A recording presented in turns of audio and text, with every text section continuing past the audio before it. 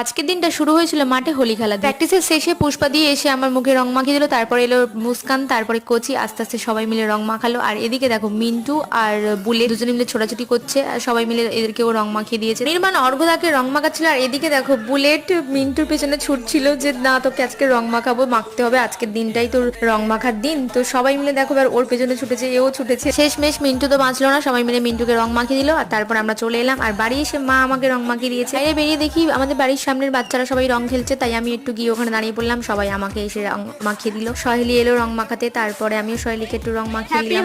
তারপরে বলো তোমাদের এবছরের হোলি কেমন কাটলো? আমার প্রতি বছর যেরকম কাটে সেরকমই কেটেছে। আমাদের আশেপাশের ভাইরা মিলে সবাই বললো হ্যাপি হোলি। আজকের দিনে আমি আমার সখীগুলোকে খুব মিস করছিলাম, তাই সবাইকে ভিডিও কল করলাম, বাহা, আকাই, কোয়েল, মনীষা। তারপর সন্ধ্যে বেলায় এই যে ম্যাডাম আমার সাথে দেখা করতে এসেছে, তারপর জমিয়ে আমাদের গল্প আড্ডা হলো। বললাম অনেকদিন পর এসেছিস, থাক আমাদের বাড়িতে আজকে। ঠিক সেই সময় কারেন্টে চলে গেছে, আর ঝড় বৃষ্টিও চলে এসেছে। ঝড় বৃষ্টি মাথায় করে বাড়ি গেল।